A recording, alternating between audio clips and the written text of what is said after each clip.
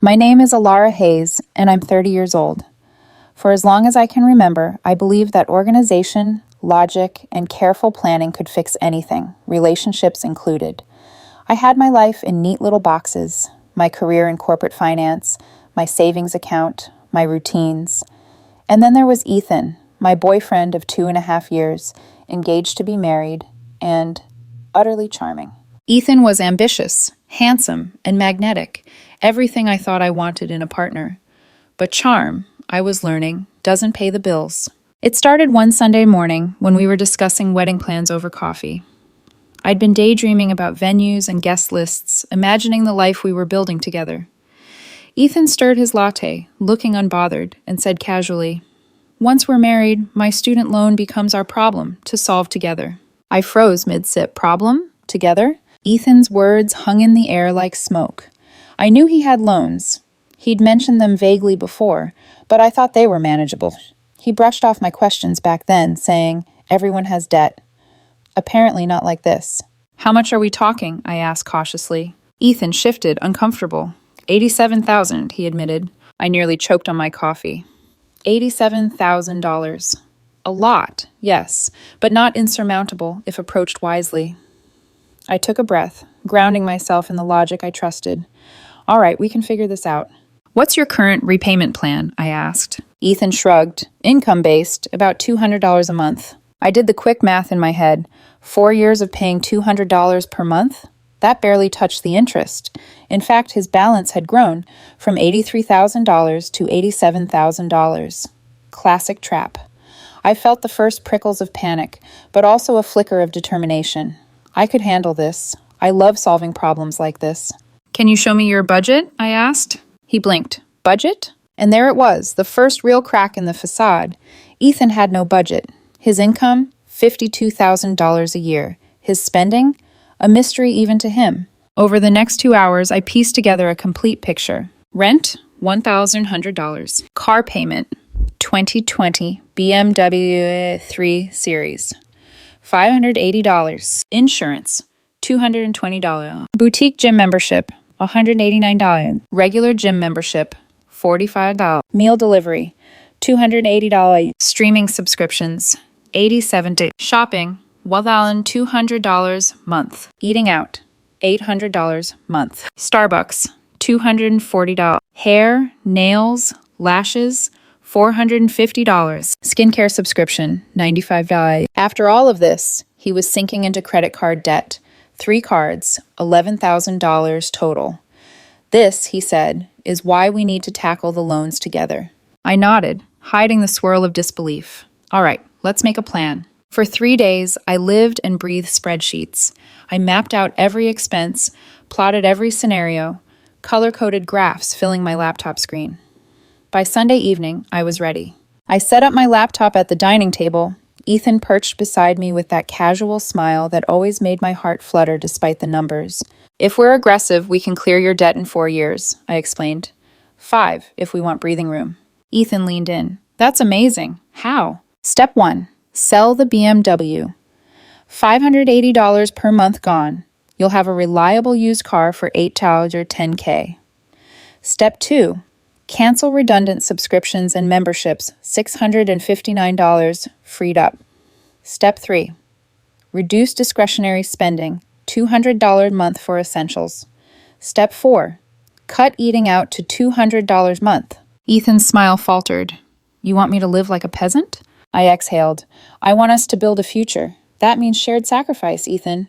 He shifted, defensive. "And what about your sacrifices? You're asking me to give up my lifestyle." Fair point. I pulled up my own budget. No golf memberships, no luxury spending, bonuses allocated toward our goals. We both sacrifice. Together. Ethan leaned back, exasperated. "This is financial abuse. You're trying to control me." I closed my laptop, staring at him. "It's math, Ethan. You owe $87,000. You make $52,000 a year. Without major changes, you'll be paying forever. This isn't control, it's reality." He stood abruptly, grabbing his designer bag. "I need space. I'm going to Vanessa's." I sat there, spreadsheets open, heart pounding.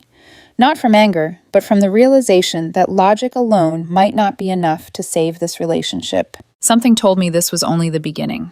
The next morning, Ethan returned, carrying the faint scent of espresso and a defensive air. He plopped onto the couch, eyes avoiding mine. I thought about what you said, he began cautiously. Maybe you have a point. I can cancel the meal delivery service. I tried not to show how small a victory that was. $280 a month. A start, yes, but far from enough. And eating out? I asked. He sighed dramatically, dragging a hand down his face. Fine, $500, but that's it. I did the calculations silently, my mind running through months and projections. $580, freed up monthly if we include other cuts. His minimum student loan payment alone? $890. The math was clear. This wasn't enough. Ethan, I said carefully, we need more dramatic changes. What about the car? No, absolutely not. I need reliable transportation. And there it was, the heart of the problem. Not debt, not math, image. Ethan's pride and attachment to appearances outweighed practicality, and suddenly I realized I wasn't just fighting debt, I was fighting ego. I pushed forward anyway. Is it more important to you to look successful, or to actually build a life together without drowning in debt? He flinched. You don't understand the pressure I'm under. Image matters. I let the words hang in the air. Image didn't pay bills. Image didn't grow savings. But his anxiety was real. And suddenly I felt something I hadn't expected. Pity, layered with frustration. That night, I did something I probably shouldn't have. I texted his best friend, Vanessa. Hey, weird question. Ethan keeps saying everyone his age has massive debt. Do you know if that's true? Vanessa responded almost immediately. LOL, not even close. Most of us have under 20K left. Why? I didn't answer. The numbers confirmed what I suspected. Ethan was living in a bubble, convincing himself that drowning in debt was normal. The next day, he came back armed with research from online forums and friends. He tried to make his case that many partners covered debt without questions, but the truth was transparent. He wanted a safety net while maintaining lifestyle. I stayed calm. I explained that fairy tales don't pay student loans. Shared sacrifice does. Real partnerships do. Then came his mother, Patricia, with her unsolicited advice. Alara, she said over the phone, tone sharp and judgmental, you're being unreasonable. Ethan's debt isn't his fault, and you're trying to control him. I swallowed my irritation. I'm not controlling him. I'm offering a path to stability. We both sacrifice. That's the difference. She didn't reply. Instead, the guilt trips began. Ethan leaving his statements around, sighing loudly when paying bills, ordering expensive coffee while lamenting finances. Each little act was a test. Would I cave? Would I let him drift back into comfort? I didn't. I couldn't. Finally, the breaking point came. I returned home one evening to find him sprawled on the couch, laptop open to his loan portal, tears streaming down his face. What's wrong? I asked softly, sitting beside him. I just... Seeing that number, he whispered. It's too overwhelming. I nodded. Exactly. That's why we need a plan. He looked at me, desperation in his eyes. I'll do whatever it takes, he said. Really, I can't live like this anymore. And then the line blurred. It wasn't just about debt anymore. It was about character, about willingness, about trust. I realized that if he wasn't willing to face the hard truths willingly, no spreadsheet, no strategy, no plan could save us. The first real test of our engagement had arrived, and it was only going to get messier. The morning sunlight poured through the blinds, catching dust particles like tiny golden secrets. I watched Ethan move around the apartment, distractedly making coffee, his mind clearly elsewhere. The tension was thick, almost tangible. I need to be honest, I said, breaking the silence. This isn't just about numbers anymore. It's about how we handle challenges together. He stiffened, coffee mug trembling in his hands. I know, Alara. I just feel trapped. Trapped? I echoed softly, trying not to let frustration creep into my voice. You've created this trap yourself. You refuse to look at reality. You're asking me to fix it while keeping your lifestyle intact. That's not partnership. That's delegation. He flinched. You don't understand what I'm giving up, how hard I've worked to look successful, to keep up appearances. And there it was again. Appearance over substance. I realized then how deep this had run. Years of ego, years of avoiding responsibility, all packaged in charm and excuses. Ethan, I said gently but firmly, I can handle debt. I can handle numbers, but I can't handle someone who won't participate. We are supposed to be a team. You either row with me or we go in different directions. He looked at me, eyes wide, hurt and defiance warring on his face. Are you saying you'd leave me over this? Yes, I said, and the word felt heavy but necessary. Because this isn't about debt anymore. It's about character. It's about whether I can trust you to face life with me, not expect me to do the heavy lifting while you cling to comfort. He swallowed hard, lips tight. He didn't argue, didn't protest. He just stared, as if weighing the cost of compromise against the cost of pride. For the next hour, we sat in tense silence. I packed a few things, not because I wanted to leave, but because I had to show him what stakes look like in reality. Sometimes gestures speak louder than words. Finally, he spoke. Fine, I'll sell the BMW. My heart skipped. It was a start, but I didn't smile. It's not just about the car, Ethan. It's about participation, about shared sacrifice. Are you truly ready for that, or are you doing it because I forced the issue? He looked away, voice low. I want to do this. I want us to succeed, but I don't know if I can let go of everything that makes me feel important. Importance, ego, appearances. All of it had been the real debt weighing us down. Later that day, I called Vanessa to fill her in. He's willing to sell the car, but I don't know if it's real, I admitted. Vanessa sighed. Alara, sometimes people only act under pressure. You'll see how long it lasts. Just be careful. The next few days were a tightrope walk. Ethan went through the motions, canceling subscriptions, cutting dining out, creating a modest budget. Yet every step felt calculated, reluctant. Every victory had an undercurrent of defiance. And then came Melody, his ex-girlfriend, unexpectedly texting him. The messages were casual at first, checking in, sharing memes, but I felt a flicker of unease. Melody had always been charming, ambitious, someone who knew how to ignite old habits and stir doubts. Ethan tried to brush it off. It's harmless, he said. We just talk sometimes. I didn't argue. I watched, observed, knew that temptations aren't always dramatic. They creep in through small, unguarded cracks. Then, one evening, he left his laptop open. A thread popped up, his conversations with Melody revealing too much intimacy for friendship. Shared jokes, memories, flirtatious undertones. My chest tightened. Betrayal wasn't just financial, it was emotional too. I closed the laptop quietly. I didn't confront him yet, not today. Sometimes silence is the loudest alarm.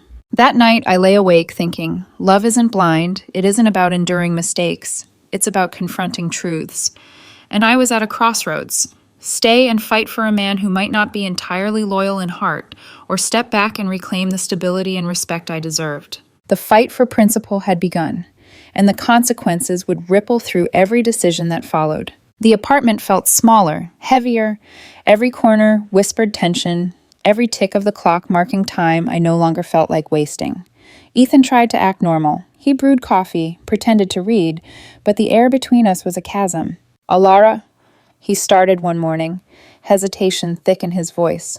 I want to make this work. I really do. I stared at him, coffee mug frozen halfway to my lips. Ethan, talk is cheap. You sold the car, yes. Canceled some subscriptions.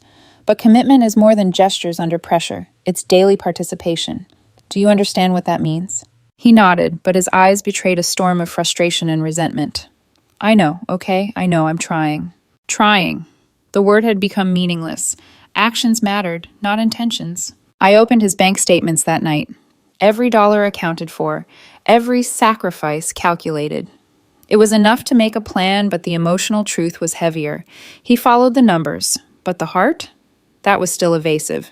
And then came the social test, Vanessa. She had shown up unannounced that evening, coffee in hand, calm but determined. I heard things aren't smooth, she said, voice soft, almost teasing. Just checking in. How's Ethan handling reality? I gave a dry laugh. He's surviving, but I'm not sure it's genuine. Every action feels performative. Vanessa nodded knowingly. Some people only step up when they're cornered. It's a lesson in patience, or in letting go. Her words lingered. I realized patience was finite. Love had limits. And truth, eventually, demanded confrontation. 2 nights later, I returned home to find Ethan pacing, phone in hand, face pale. Alara, Melody, his voice faltered. She showed up today, at my office. She She's been posting about me online. My stomach dropped. Social media, another battlefield. I followed him to the laptop and my eyes widened at the screen. Posts praising Ethan for supporting an ambitious woman, comments about men needing to provide and understand, subtweets thinly veiled as advice, but clearly referencing our struggles. Betrayal wasn't just emotional, it was now public. I closed the laptop sharply. Ethan, this isn't about us anymore. This is your past intruding on our present. You allowed it, even encouraged it by not setting boundaries. He looked down. I didn't. I thought she was just friendly. I didn't realize how far it'd go. That's exactly it, I said, voice trembling but firm. You didn't realize. That's why we're in this mess. Your inaction hurt more than any debt or car or subscription ever could. He swallowed. So, what now? I took a deep breath. Now, you decide if you want to be a man who truly partners with someone or someone who hides behind charm and convenience, because I can't keep rowing alone. The following week tested every ounce of composure I had. Ethan attempted to prove himself. He set budgets, took smaller steps toward financial contribution, tried to limit contact with Melody, but every move felt like a shadow of real accountability.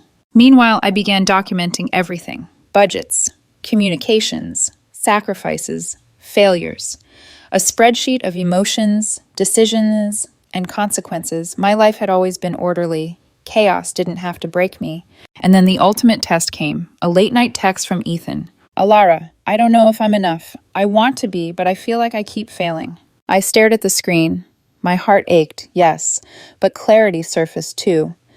Ethan, it's not about enough. It's about willingness. Willingness to be a partner in every sense, not just financial, not just public appearances, not just convenience. You want comfort, not equality. He didn't reply. I didn't expect him to. That night, as the city hummed outside our window, I realized the fight wasn't about debt, cars, or social media. It was about integrity, self-respect, and whether I'd settle for someone who met me only halfway. The realization was both terrifying and liberating. I had a choice: continue in a partnership that drained my soul, or step into uncertainty but reclaim my life. And for the first time, I felt the exhilarating sting of clarity. The following morning, I woke with a rare sense of calm. The chaos of the past weeks had stripped away illusions, leaving only raw, undeniable truth. My life, my finances, my peace. It was mine to protect. Ethan arrived that day, hands slightly trembling, eyes pleading. Alara, can we talk? Please. I gestured to the couch, my posture firm. Talk, yes. But this isn't about negotiation. It's about reality. He swallowed. I've been thinking about everything. I know I hurt you, and I didn't see it. But I want to try. I'll sell the BMW, cancel all unnecessary expenses, set boundaries with her. I looked him squarely in the eyes. Ethan, this isn't about checklists or spreadsheets anymore. It's about character.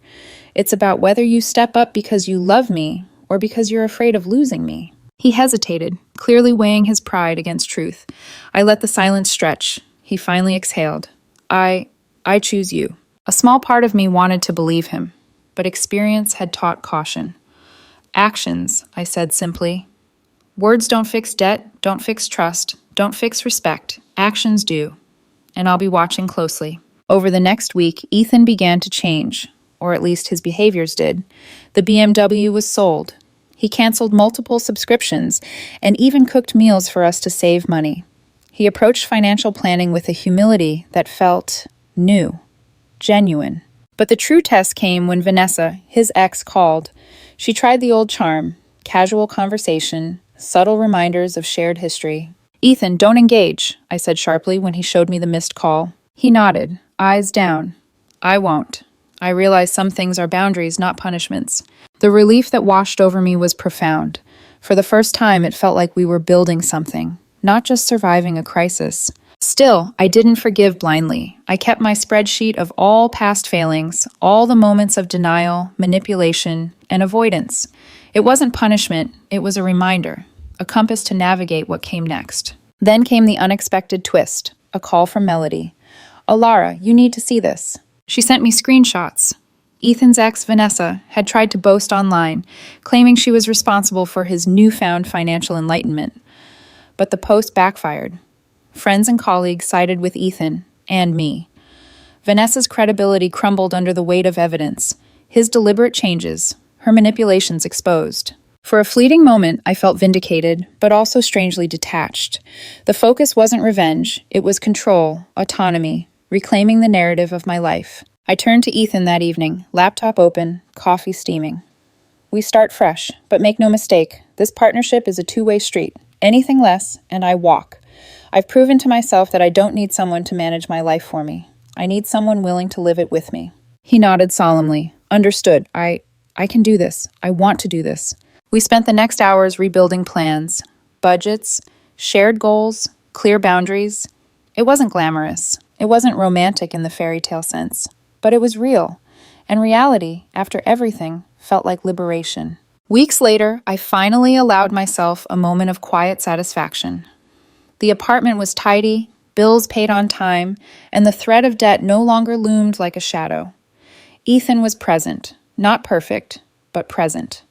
And I had clarity. Love was not about fixing or being fixed.